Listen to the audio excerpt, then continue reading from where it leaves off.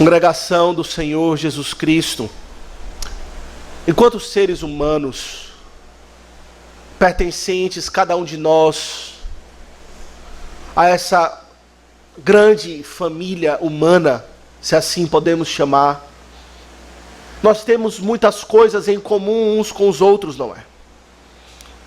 Sobretudo, podemos dizer que todos somos criados à imagem e semelhança de Deus. Todos, indistintamente, independente da época em que vive, da idade, da experiência de vida, independente até mesmo da religião, todos somos criaturas de Deus, criados à sua imagem e semelhança.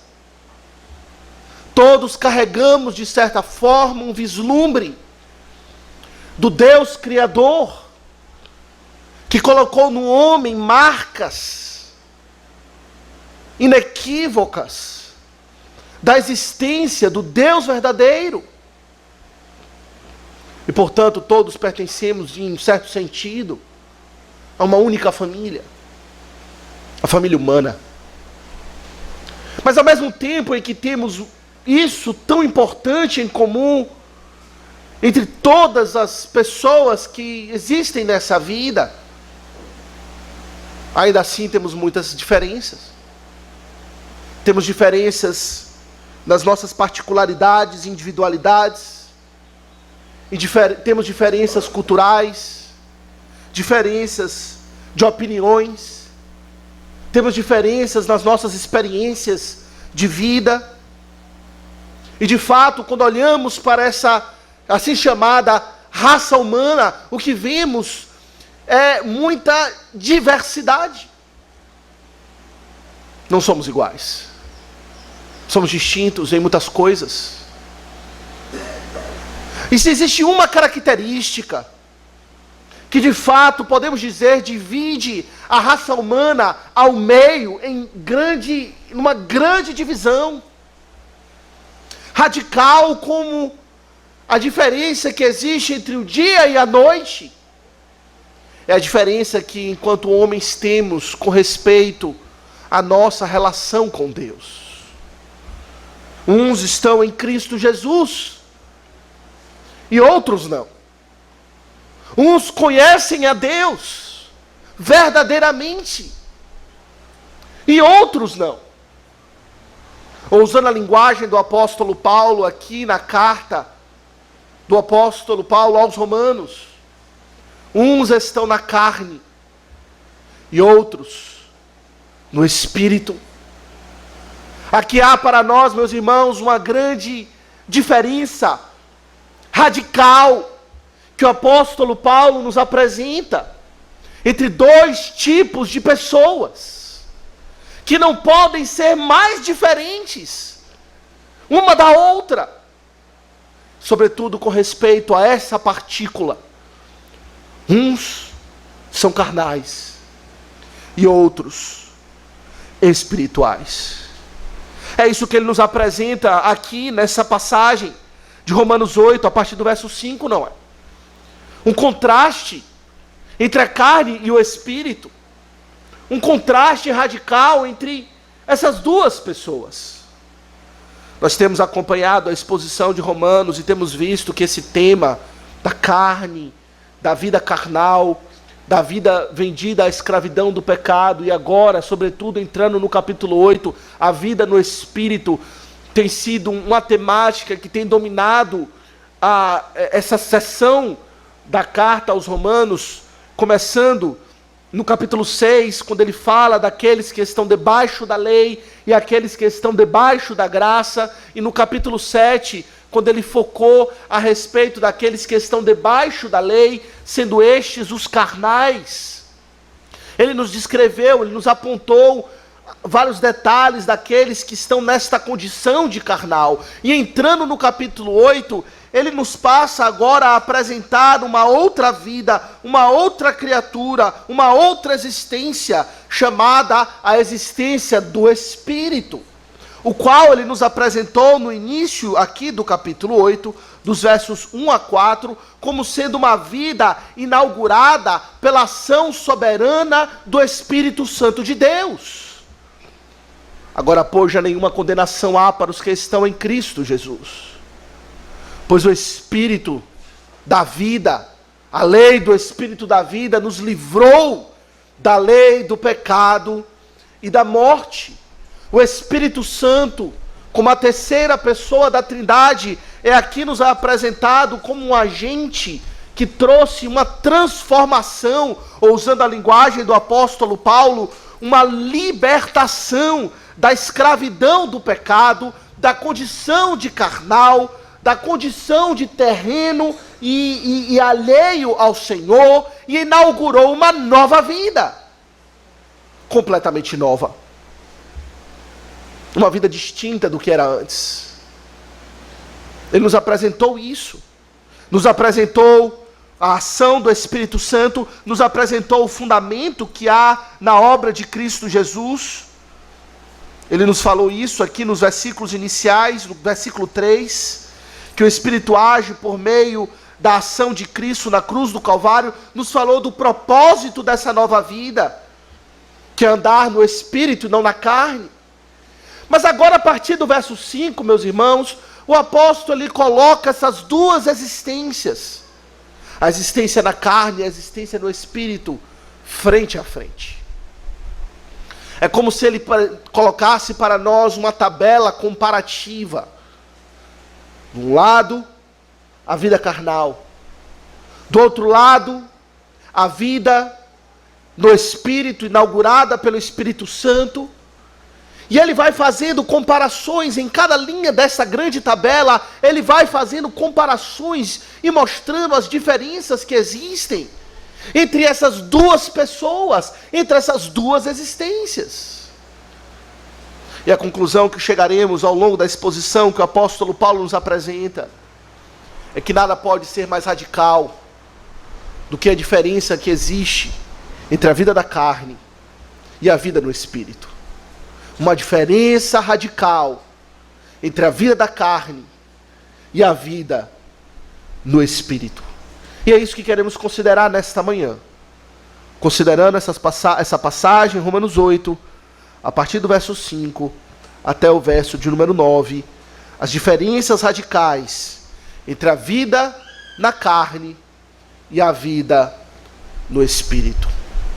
Meus irmãos, à medida que o apóstolo Paulo nos apresenta uma comparação entre a carne e o Espírito, precisamos, em primeiro lugar, considerar aquilo que o apóstolo Paulo não está comparando aqui. Alguns poderiam concluir ou deduzir que aqui há uma comparação entre a carne e o Espírito com respeito a questões materiais ou questões, alguns dizem, não materiais, ou assim chamadas questões espirituais. Mas não é isso que o apóstolo Paulo está comparando. Alguns entendem e têm entendido ao longo da história da igreja que aquilo que é material, aquilo que é físico, aquilo que é corpóreo, pertence a uma realidade inferior, tem um valor inferior daquilo que é etéreo, daquilo que é imaterial, daquilo que é chamado assim espiritual. Mas não é esse o sentido aqui. A carne, a matéria, foi criada por Deus e deve existir para a glória de Deus. A comparação aqui não é essa. O próprio apóstolo Paulo, escrevendo aos Gálatas, ele fala da sua vida na carne, da sua vida do corpo, ou melhor, da sua vida na matéria. E ele diz, esse viver que eu vivo na carne, que eu vivo na matéria, que eu vivo nesta vida. Eu vivo pela fé no Filho de Deus que me amou. Eu vivo para a glória de Deus. Logo, a comparação aqui não é entre o material e entre o imaterial. A comparação aqui também não diz respeito, alguns poderiam pensar, a duas partes de uma mesma pessoa. Alguns contemplam a si mesmos como tendo uma parte carnal e uma parte espiritual com respeito aos crentes. A parte carnal é aquela que se inclina ou que está ligada para as coisas dessa vida, e a parte espiritual é a parte o que crê em Cristo e que está em constante conflito, uma parte com a outra, duas essências ou duas partes de um mesmo homem, como se ele fosse uma dualidade. Não é isso que nós temos aqui. O que o apóstolo Paulo está nos apresentando não é duas partes de uma mesma pessoa, mas duas pessoas diferentes, duas realidades diferentes. Aquele que é carnal, ele é carnal por inteiro. A sua mente, o seu coração, veremos ao longo dessa exposição isso. E aquele que é espiritual, ele é espiritual por inteiro. Não perfeitamente, mas inteiramente. Cada parte do seu ser é renovado pelo Espírito. Essa nova vida que é dada a um homem que antes era carnal, agora inaugura uma vida vivida no Espírito. De modo que o que temos aqui, meus irmãos, é uma comparação entre duas pessoas.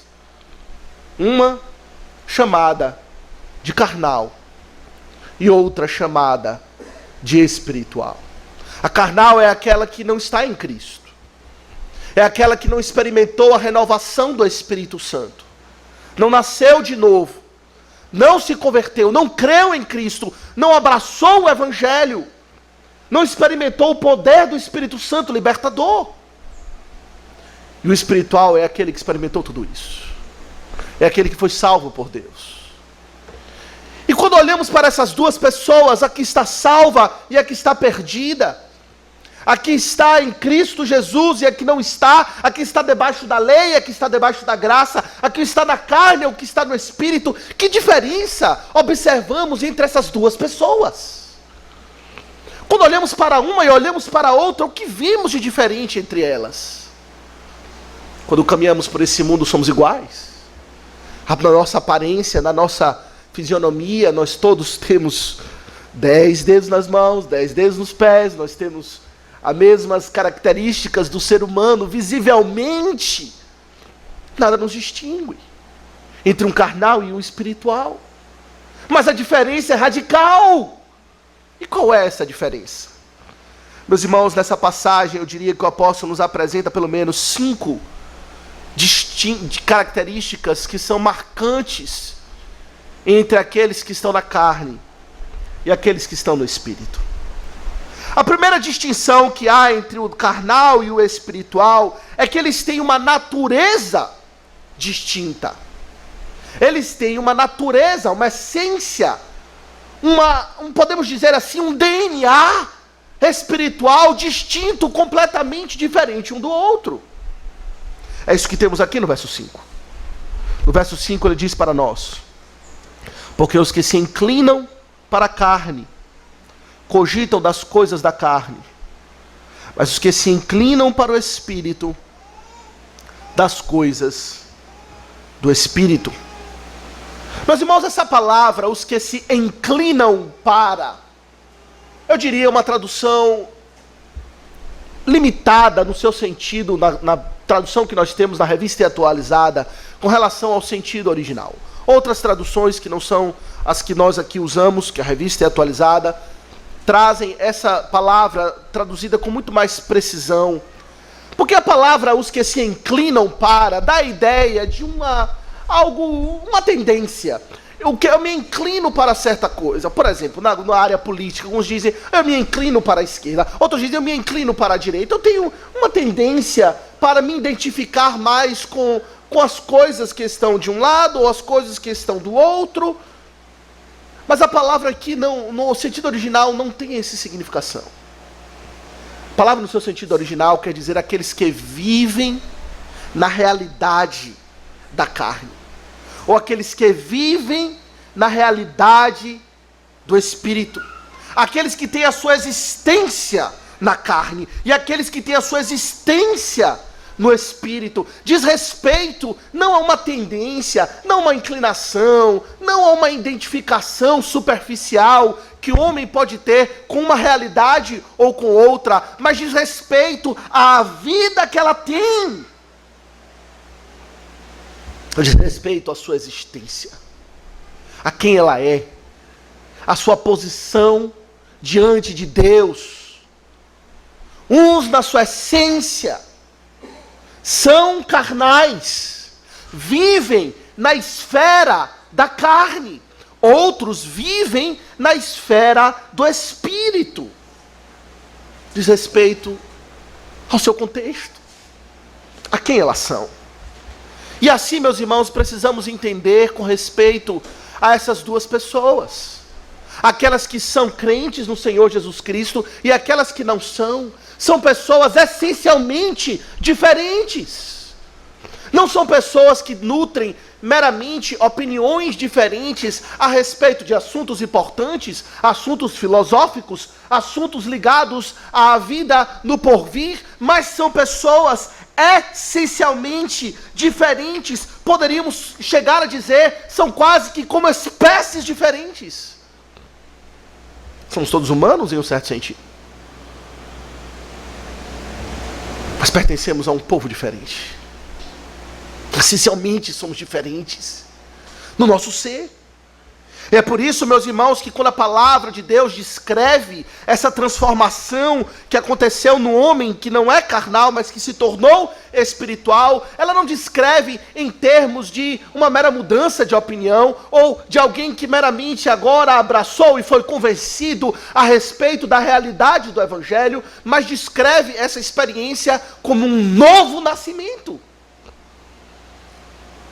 Nascer de novo. Por que nascer de novo? Porque agora você vai ser algo que você não era. Você vai nascer para uma nova realidade. Que antes você estava completamente morto. Por isso Jesus Cristo disse para Nicodemos: é necessário nascer de novo. É necessário se transformar, Nicodemos. Não apenas melhorar quem você é. Não apenas experimentar uma melhora do próprio homem carnal, que agora vai abraçar certas filosofias, certos ensinos éticos e religiosos a respeito do Mestre Cristo. Não, é necessário que este homem morra e ressuscite. Morto ele já está. O apóstolo Paulo, em 2 Coríntios 5, verso 17, ele diz que aquele que está em Cristo, ele é nova criatura. Nova criatura quer dizer aqui que ele passou por uma nova gênese. Na criação que o Senhor deu as características de cada um, não é? Durante aqueles dias da criação, o Senhor criou cada animal conforme a sua espécie. Cada um recebeu de Deus a ação criadora da sua parte e recebeu as suas características. E o homem, no final, foi feito à sua imagem e semelhança, recebido como coroa da criação. Mas por conta do nosso pecado, caímos e desfiguramos essa imagem de Deus em nós. Mas agora, já existindo, o Senhor nos recria, nos faz passar por uma nova gênese, onde Ele nos dá novas características, uma nova essência, no qual é completamente distinta daqueles que estão na carne. O próprio Senhor Jesus Cristo, Ele fala sobre isso. Abra comigo em João no capítulo 15, por exemplo.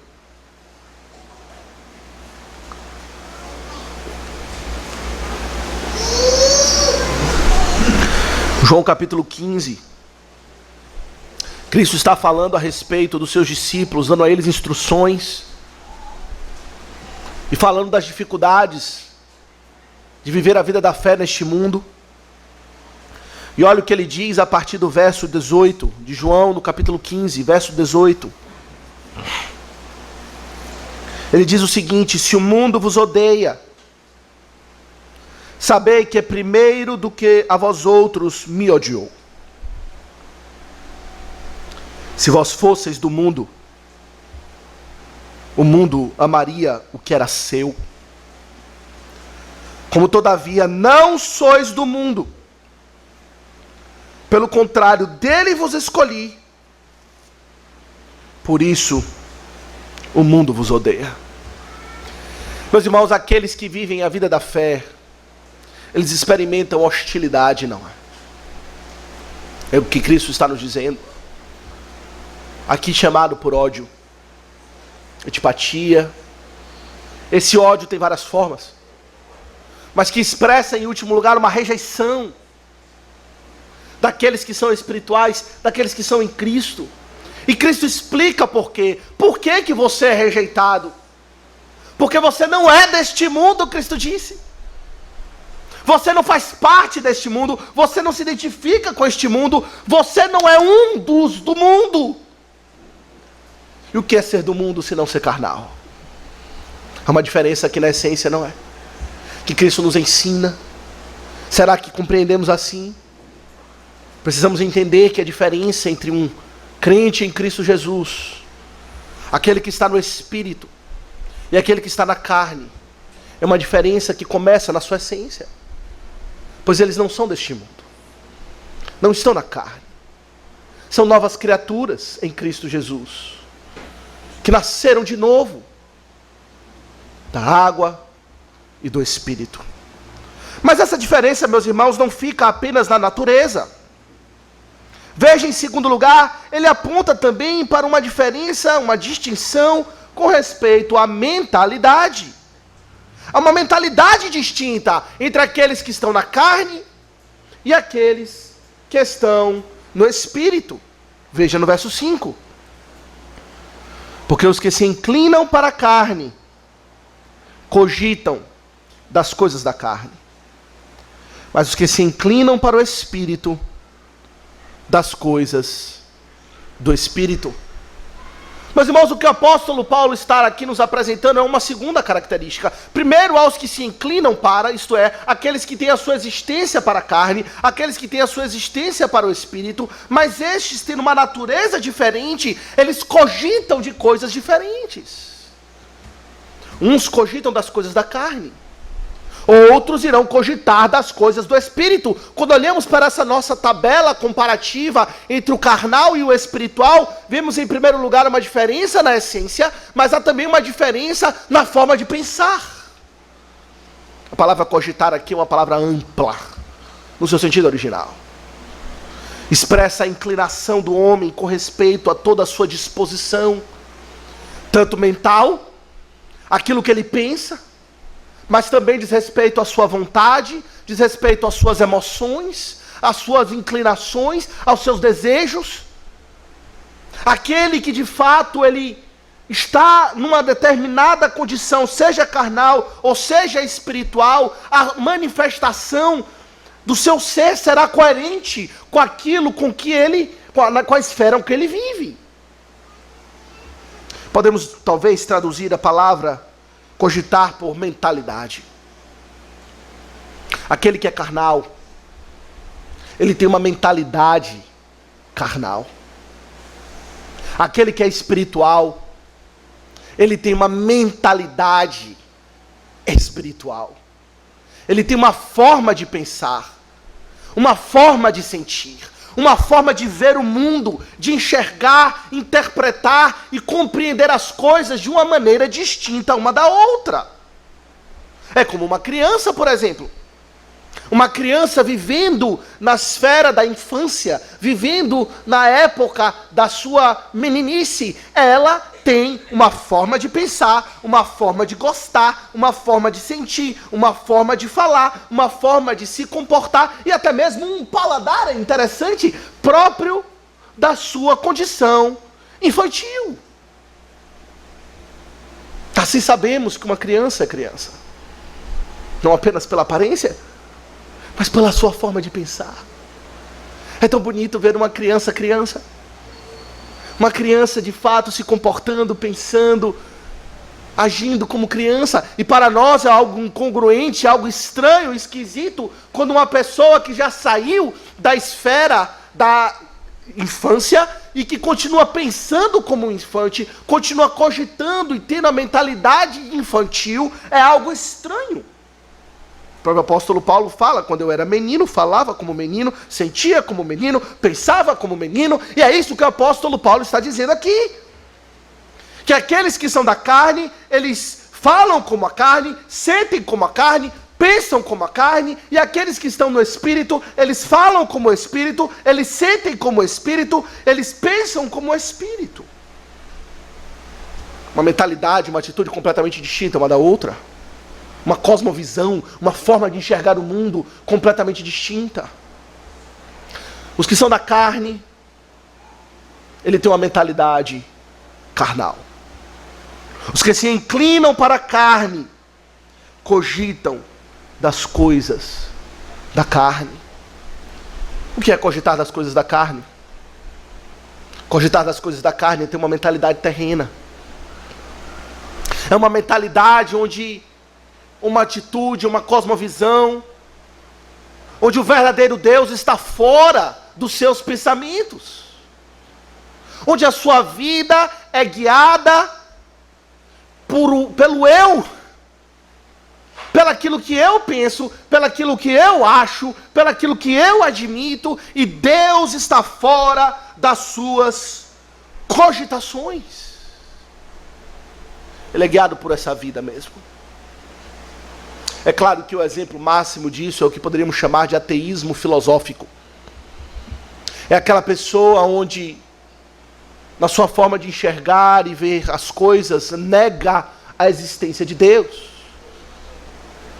Aquele que cogita das coisas da carne no seu, talvez, na sua expressão máxima, ela chega ao ponto de dizer: Deus não existe, a minha vida não tem a menor influência das coisas de Deus. Eu guio pela matéria, pelaquilo que eu vejo, pelaquilo que é provado matematicamente.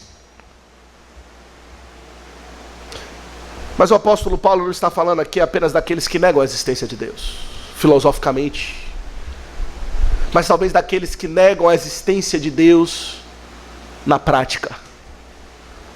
É o chamado ateísmo prático.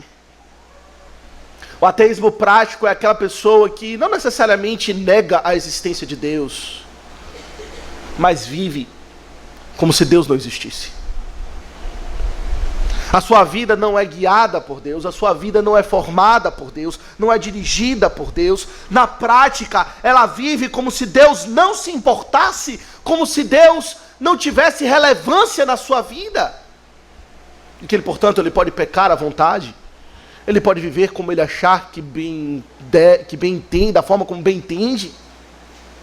E que no final das contas, isso não terá nenhuma relevância com respeito ao Deus que está lá em cima, o cara lá de cima, bem longe, distante de mim, a ser chamado.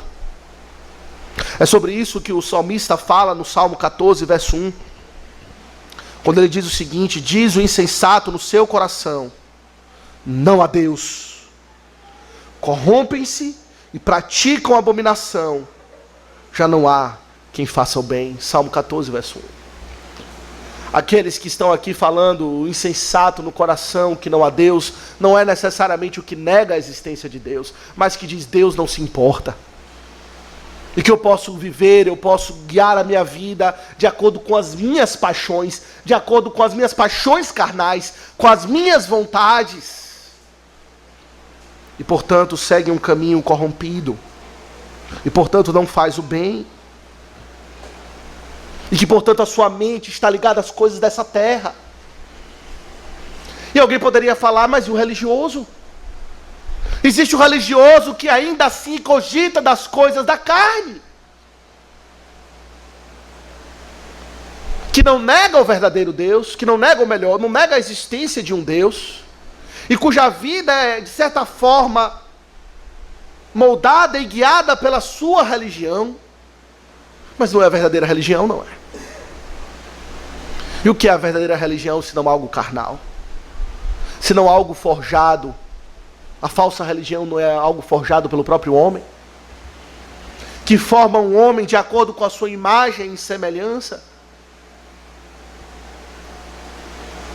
Aqueles que vivem vidas religiosas, de uma falsa religião, cogitam das coisas carnais, ainda que estejam pensando no porvir. Ainda que estejam pensando, talvez, numa vida após a morte. Como o muçulmano, por exemplo. Ele pensa em Alá, e a sua vida é totalmente guiada por um Deus, Alá. Ele pensa no paraíso, o qual ele irá viver, e muitas vezes demonstram grande abnegação com as coisas dessa vida, pois não hesitam em se explodir para poder ganhar algum mérito para com Deus e estar com Deus, o Deus, Alá. Será que esses cogitam das coisas do Espírito, não cogitam das coisas da carne, pois o Deus a que servem é um Deus forjado à sua própria imagem. É um Deus carnal. E portanto cogitam das coisas carnais. Meus irmãos, aqueles que vivem na carne, têm uma mentalidade carnal. Onde no final das contas, no frigir dos ovos, como assim fala, em última instância, Ele é o seu próprio Deus. E portanto os seus interesses são com as coisas dessa vida, ou com as coisas do porvir, mas num falso porvir. Pensam assim, sentem assim, desejam assim, têm esta mentalidade. Quão diferente é daqueles que se inclinam para o Espírito. Esses cogitam das coisas do Espírito, é isso que o apóstolo nos diz no verso 5, não é? E cogitar das coisas do Espírito, meus irmãos, é ter uma mentalidade, uma forma de pensar, de sentir, de agir, uma atitude, uma cosmovisão completamente oposta da do carnal. A sua cosmovisão, a sua forma de pensar, de sentir, de desejar, de falar, de agir, é informada ou guiada pelas coisas do Espírito. As coisas do Espírito de Deus. O que é as coisas do Espírito de Deus, senão a verdade do próprio Deus? A palavra de Deus. Ele pensa de acordo com o que Deus revela, não com o que ele acha, não com o que ele pensa, não com o que ele até mesmo goste e sinta-se atraído, mas de acordo com aquilo que Deus revelou pelo seu Santo Espírito.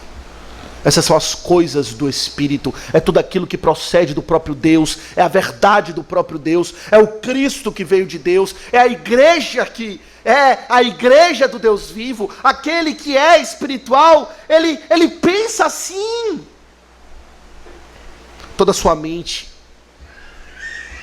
está sujeita a Jesus Cristo e a sua palavra e a sua verdade. É como o apóstolo Paulo descreveu em outro lugar, é ter a sua mente cativa à obediência de Cristo. E portanto os seus pensamentos são os pensamentos de Deus. Ele ama aquilo que Deus ama, ele aprova aquilo que Deus aprova, ele crê naquilo que Deus promete, e ele obedece aquilo que Deus manda. É isso que veremos mais para frente. Ele cogita das coisas do Espírito. É como o salmista que disse naquele Salmo 119, verso 105, tão conhecido: lâmpada para os meus pés é a tua palavra, luz para os meus caminhos. A minha vida é guiada pela palavra de Deus. E eu sou afeito às coisas de Deus. Meus irmãos, será que percebemos o quão abrangente é a implicação do cristianismo verdadeiramente experimentado na vida de uma pessoa? Será que percebemos o quão é profunda a transformação que Cristo ou Deus opera pelo seu Espírito na vida de uma pessoa? Meus irmãos, ser cristão não é meramente adotar uma particular religião que irá guiar a minha espiritualidade, que irá determinar o que eu faço aos domingos, se eu vou para a praia ou se eu vou para a igreja. Não, a vida cristã, ou estar no Espírito, muda completamente o indivíduo na sua essência e na sua forma de agir, ser, pensar, sentir e até mesmo de falar. O mundo diz que religião é algo que pertence à esfera privada e deve permanecer à esfera privada. As suas opiniões religiosas é algo entre você e Deus, e você não deve trazer aquilo que você crê do ponto de vista de religiosidade para as discussões públicas.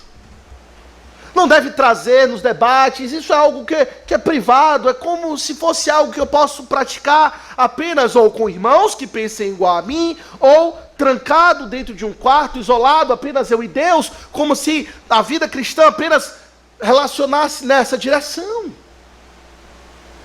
Alguns dizem que políticos cristãos não têm direito de trazer a sua religião para discussões políticas. Como pode alguém que de fato cogita das coisas do Espírito, pensar diferente das coisas do Espírito. Propor isso, propor que alguém isole a sua mentalidade ou a sua religiosidade espiritual para um compartimento da sua vida bem guardado e isolado das demais áreas, é como pedir para um peixe esquecer da água. Ele vive naquele contexto. A sua vida é aquilo. E assim, meus irmãos, o cristianismo impacta toda a área da vida humana. Sua visão de trabalho, sua visão de família, sua visão de economia, de política, até mesmo de artes, e sobretudo da salvação, e sobretudo da solução para as mazelas do homem. Está influenciado pelo aquilo que ele pensa. Como pode um homem se desvencilhar da sua mentalidade? Não pode, não é. Não deve. Ele não deve fazer. Pois ele é diferente. E assim ele pensa. E devemos, então, portanto, resistir à pressão do mundo de guardarmos o nosso cristianismo para aspectos particulares. Existe essa pressão, não é? No trabalho, na faculdade, no ambiente educacional. Talvez você seja até, tem problema não você ser cristão, contanto que você guarde isso para você. E as suas opiniões não sejam influenciadas por isso. É impossível. Pois aquele que se inclina para o Espírito, ele cogita das coisas do Espírito. A sua vida é determinada por isso. E devemos resistir à pressão do mundo de nos fazer cogitar carnalmente, como eles cogitam as coisas dessa vida. E isolar o nosso cristianismo é impossível para o verdadeiro crente. Isso nos traz também uma aplicação com respeito às nossas companhias. Se somos tão diferentes na forma de ser e na forma de pensar, como podemos nutrir profunda comunhão, intimidade, profunda amizade com aqueles que são tão distantes de nós, tão diferentes? Alguns perguntam, pastor, eu posso ter amizade com descrentes? Isso é uma pergunta tão difícil de se responder com uma resposta simples, mas que tem uma resposta firme da palavra. Por um lado, meus irmãos, é verdade que o cristianismo não ensina o isolacionismo. Muito embora somos diferentes, radicalmente diferentes, o Senhor não nos instrui que vivemos isoladamente, que devemos nos viver nos guetos cristãos, isolados desse mundo, sem contato com eles. Não! O próprio Senhor Jesus Cristo disse, Ele orou, não peço que os tires do mundo, mas que os livres do mal. Vivemos aqui neste mundo e nessa vida, e não apenas vivendo com as pessoas desse mundo, nos relacionamos com elas, mas muito mais, o cristianismo, nosso Senhor, nosso Mestre, o Espírito, nos ensina até mesmo a amá-las. Devemos amá-las. Amar os nossos inimigos, buscar o seu bem. Mas ao mesmo tempo que não estamos isolados, podemos amar, e em certo sentido até chamar alguém de amigo, alguém que de fato não é cristão, nós sabemos que será sempre um relacionamento desconfortável no mínimo. Pois como podemos ter verdadeira comunhão, profunda e íntima comunhão com alguém que não apenas é tão diferente de nós, mas que pensa diametralmente oposto de nós, que tem uma cosmovisão completamente diferente? A amizade é algo que é nutrido por afinidade, não é?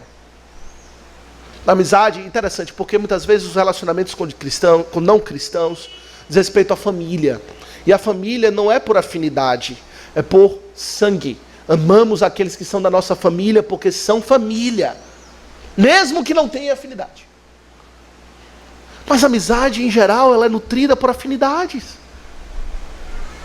Nos aproximamos daqueles que nos sentimos identificados com eles. Nos sentimos bem com eles. Compartilhamos muitas vezes dos nossos amigos formas similares de ver o mundo. É claro, sempre há diferença entre um indivíduo e outro. Essa diferença é tão radical na mentalidade entre o carnal e o espiritual. Como pode existir uma plena e verdadeira amizade?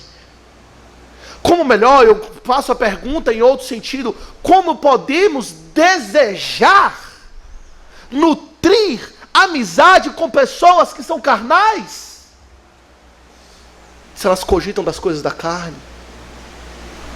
Como pode ser esse o nosso interesse? Por isso o apóstolo Paulo disse: não vos ponhais em julgo desigual com os incrédulos. Porquanto que sociedade pode haver entre a justiça e a iniquidade? Ou que comunhão da luz com as trevas? Que harmonia entre Cristo e o maligno? Que união do crente com o incrédulo? E aí eu pergunto e acrescento: que amizade entre o carnal e o espiritual? O salmista diz no Salmo 119, verso 63: companheiro sou de todos os que te temem e dos que guardam os teus preceitos. Esses são meus companheiros. Esses são aqueles que eu quero perto de mim, que pensam como eu, que cogitam como eu, que cogitam das coisas do Espírito, os preceitos de Deus. A diferença é muito radical com respeito à essência. A diferença é muito radical com respeito à mentalidade. Mas a diferença também, meus irmãos, em terceiro lugar, para o nosso terceiro ponto, é muito radical com respeito às consequências dessas duas vidas, daquele que é carnal e daquele que é espiritual. É isso que temos continuando nossa leitura aqui no verso 6, não? Quando olhamos aquela nossa tabela comparativa entre o carnal e o espiritual, em primeiro lugar nós vimos uma essência diferente, em segundo lugar uma mentalidade diferente, mas em terceiro lugar o que nós temos aqui é um destino diferente. Veja o verso 6: porque o pendor da carne dá para a morte, mas o do espírito para a vida e paz. A palavra pendor aqui é a mesma palavra do cogitar, é a mesma ideia. A mentalidade da carne, a mentalidade carnal, ou o ser carnal, ou melhor, o viver esse estilo de vida carnal, onde Deus é ignorado, onde Deus não é abraçado, onde o seu Cristo não é crido, dá para a morte. Mas aqueles que têm um pendor para o Espírito, isto é, têm a mentalidade do Espírito, de seguir após Cristo, de crer em Cristo, esse dá para a vida e para a paz. Irão colher frutos completamente diferentes, não é? O próprio Senhor Jesus Cristo nos ensinou que a árvore má produz fruto mau, a árvore boa produz fruto bom. Acaso é possível colher bons frutos de uma árvore má? É possível? Não, Cristo nos ensinou, isso é o óbvio, e é assim também o que nós lemos aqui. Os frutos são completamente distintos. O que dá para a carne, o pendor da carne, ele dá para a morte. A morte, meus irmãos, em todos os seus sentidos. A morte no aqui e no agora, mas sobretudo a morte no porvir. A morte no aqui e agora, meus irmãos, diz respeito à separação que o homem tem de Deus. É isso que diz respeito, como chamamos de morte espiritual. O homem está alienado de Deus, morto para Deus. Por isso o homem, quando pecou e morreu espiritualmente em Adão, no jardim, ele foi expulso do jardim. Deus colocou querubins para proteger o caminho para o jardim. O jardim representava o templo do Senhor na terra. É onde Deus habitava. E tinha comunhão com suas criaturas, os homens. E ao morrer o homem perdeu este privilégio. Ao morrer, ao pecar contra Deus, se tornou agora na condição de morto em delitos e pecados, está sem Cristo, sem Deus, sem esperança, completamente morto. É importante entender isso, pois aqueles que estão na carne se sentem vivos, talvez muito vivos. Estou vivendo a minha vida ao máximo, estou vivendo os prazeres, estou vivendo todos os meus desejos, planos e projetos. Mas é justamente nessa suposta vida intensa que ele está cada vez mais caminhando uma vida de morte. Pois caminha uma vida sem Deus. Pois ele está sucumbido, ou melhor, atolado pelas coisas da terra. E esquece Deus. Esquece-se de Deus. Não lembra-se do seu Criador. E é isso que a palavra de Deus chama de uma vida morta. Mas não apenas a morte aqui, não é? Mas a morte eterna. Essa vida, meus irmãos, irá levar o homem para a morte eterna. É interessante, o apóstolo Paulo fala sobre isso em Filipenses, no capítulo 3, veja comigo.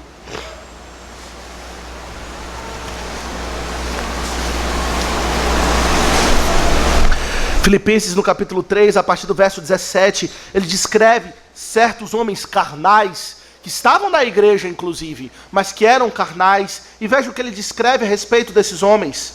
Filipenses 3, a partir do verso 17, irmãos, sede imitadores meus e observais os que andam segundo o modelo que tendes em nós, um modelo espiritual, diga-se de passagem, pois muitos andam entre nós, dos quais repetidas vezes eu vos dizia, e agora vos digo até chorando, que são inimigos da cruz de Cristo, e o destino deles é a perdição. O Deus deles é o ventre, e a glória deles está na sua infâmia, visto que só se preocupam com as coisas terrenas. Só se preocupam com as coisas terrenas, são carnais, cogitam das coisas carnais. E qual é o destino deles? É a perdição. A morte eterna. Os irmãos devemos ter uma visão clara a respeito disso.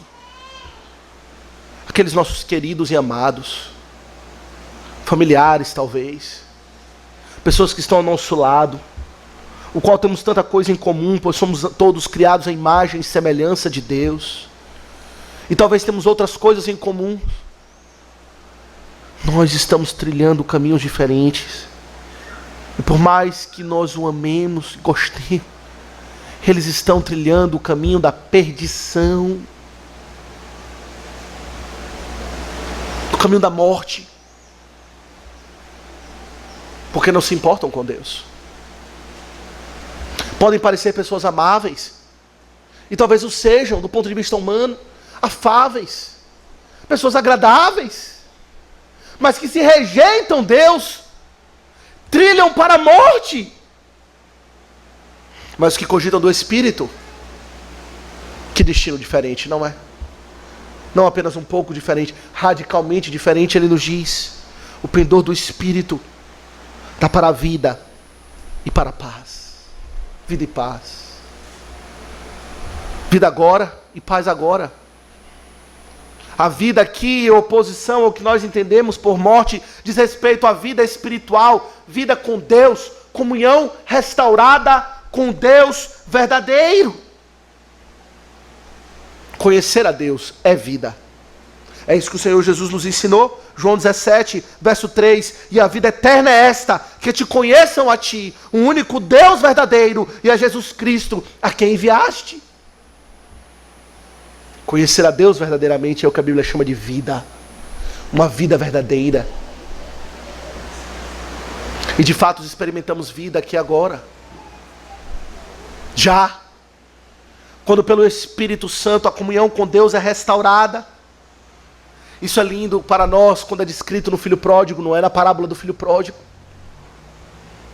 Aquele filho que abandonou a casa do seu pai para pensar nas coisas da carne, para cogitar as coisas da carne, para se inclinar para as coisas da carne, mas que pelo Espírito Santo operou nele o arrependimento, e ele voltou para a casa do seu pai, e o que é que o seu pai fala para o outro filho? Esse meu filho estava morto, e reviveu. Ele estava perdido e foi achado. Ele estava morto para mim. Não tínhamos mais comunhão alguma, pois ele escolheu trilhar o caminho da carne. Morreu, mas ele reviveu. E agora eu restauro a comunhão da família, dou a ele um lugar à mesa, novas vestes, um anel no dedo e um banquete para celebrar essa nova vida. Uma vida que é marcada pela paz, paz com Deus. É interessante entender que o pendor do Espírito dá para a vida e paz. Isso não quer dizer uma vida pacífica. Vida e paz não quer dizer uma vida pacífica, no sentido de uma vida tranquila. Tem aquele canto, né, que nós gostamos tanto do Grupo Elo. Que eu gosto tanto desse canto, mas tenho começado a duvidar da sua mensagem. Que diz assim: calmo, sereno e tranquilo, tenho descanso nesse viver. Não temos, não. A vida do Espírito não é nem calma, nem serena e nem tranquila. É uma vida de guerra. É uma vida difícil, mas que é marcada por paz com Deus. Não é a paz no viver, não é a paz nos relacionamentos, que agora, por essa dicotomia, por essa distinção tão radical entre nós que somos carnais e aqueles que são espirituais, nós somos espirituais e aqueles que são carnais, provoca todo tipo de hostilidade, não produz paz no viver, mas produz paz com Deus, reconciliação com Deus. É isso que o apóstolo Paulo diz no capítulo 5 de Romanos, 5:1, justificados, pois, mediante a fé, temos paz com Deus, por meio de Jesus Cristo. Paz com Deus, meus irmãos, é poder dizer que eu creio no perdão de pecados. Que ainda que haja tormentas e dificuldades e lutas, longe de ser uma vida tranquila, eu sei que eu estou reconciliado com Deus. E que por fim, estarei com Ele, justificado dos meus pecados, perdoado. Eu gosto de paz com Deus, vida com Deus, ainda que essa vida seja um tormento em muitos aspectos, pois aqueles que querem seguir a Cristo serão perseguidos e odiados. Isso não é uma vida tranquila. Que diferença, hein? Um dá para a morte, outro dá para a vida e paz. Mas há também mais duas diferenças aqui importantes que queremos ainda considerar mais brevemente. Em quarto lugar, há uma diferença. Em primeiro lugar, nós vimos em relação à essência entre a carne e o espírito. Há uma diferença entre a mentalidade da carne e do espírito. Há uma diferença, como nós vimos aqui, no destino entre a carne e o espírito. Mas há uma diferença, em dedução do que nós já falamos até aqui, no relacionamento com Deus, entre a carne e o espírito. Veja no verso 7. Por isso, o pendor da carne é inimizade contra Deus, pois não está sujeito à lei de Deus, e nem mesmo pode estar. Portanto, os que estão na carne não podem agradar a Deus. Que diferença, não é? Aquele que está na carne, meus irmãos, ele é aquele que se coloca na condição de inimigo de Deus. É inimizade contra Deus.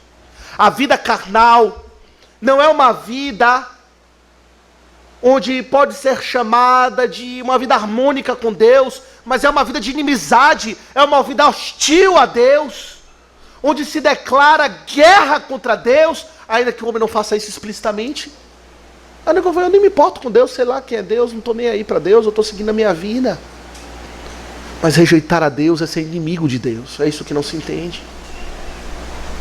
Uma vida completamente hostil para com Deus. E a hostilidade com Deus é marcada aqui, veja, por uma insubmissão à lei de Deus. Verso 7, por isso o pendor da carne é inimizade contra Deus, pois não está sujeito à lei de Deus. E isso é patente. O homem carnal, ele não aceita as coisas de Deus, não aceita a lei de Deus, e ainda que em certos aspectos da sua vida, ele guia a sua vida em relação a algo que pareça se assimilar com a lei de Deus, não é por desejo de obedecer a Deus, mas é porque ele viu certas vantagens em alguns aspectos da lei de Deus. Há vantagens em viver uma vida monogâmica? Talvez um homem adote uma vida monogâmica porque percebe certas vantagens nisso, mas não por obediência a Deus. Não porque é Deus que falou, a sua lei, por obediência e sujeição a Ele. Meus irmãos, isso aqui é uma figura daquilo que chamamos de depravação total. A depravação total do homem é expressa nesse sentido. O homem é hostil para com Deus. O homem se porta como um inimigo de Deus. E ele não se submete, não está sujeito à lei de Deus e aos preceitos de Deus. E, portanto, está numa relação com Deus de inimizade. Mas o espiritual não. Muito embora ele não fala aqui explicitamente, ele deduz isso quando olhamos o verso... Veja os versos 7, 8 e 9. Verso 7. Por isso o pendor da carne é inimizade contra Deus, pois não está sujeito à lei de Deus, nem mesmo pode estar. Portanto, os que estão na carne não podem agradar a Deus. Vós, porém, não estáis na carne, mas no Espírito. Esse vós, porém, significa que tudo aquilo que diz respeito à carne não diz respeito a nós. Que a vida do Espírito não é uma vida de inimizade com Deus. Ao contrário, é uma vida de reconciliação com Deus. É uma vida de paz com Deus. É uma vida onde o homem agora pode viver para a glória de Deus. Ele pode se sujeitar à lei de Deus, pois o Espírito capacita. Que vida diferente, não é? A relação com Deus é completamente diferente entre o carnal e o espiritual. Um é inimigo e rebelde para com a lei de Deus, está escravo do pecado, não se sujeita à lei de Deus. O outro, que não está na carne, mas está no Espírito, portanto, vive uma vida de reconciliado com Deus e que se sujeita a Deus. E por último, meus irmãos, última distinção, é que a vida entre a carne e o Espírito se manifesta distintamente em relação a Cristo também. É distinta em relação ao Espírito Santo, pois um tem o Espírito, o outro não tem. É distinta em relação a Deus o Pai, pois um se coloca como inimigo de Deus, o outro como aliado e reconciliado de Deus, mas também implica numa relação distinta com Cristo. É isso que temos no verso 9. Vós, porém, não estáis na carne, mas no Espírito, se de fato o Espírito de Deus habita em vós. E se alguém não tem o Espírito, esse tal, o Espírito de Cristo, esse tal, não é dele. Que diferença?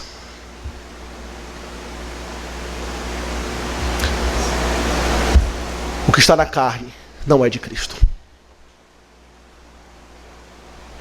E aquele que tem o Espírito, esse é de Cristo. Cristo é o seu Salvador. Cristo é o seu Senhor. Usufruirá dos benefícios da cruz de Cristo e o outro não. Percebe-se aqui uma equiparação entre a obra do Espírito e a obra de Cristo, não é? Isso vai de encontro àquele ensino pentecostal que diz que alguém pode ser cristão e não ter o Espírito. Que é preciso aguardar a segunda bênção, que é o receber o Espírito. Alguns dizem, eu sou cristão, eu me converti, mas eu ainda não recebi o batismo com o Espírito. Eu ainda não tenho o Espírito. O Espírito ainda não habitou em mim. Mas não, o ensino da palavra não é esse. Se alguém não tem o Espírito de Cristo, esse não tem Cristo.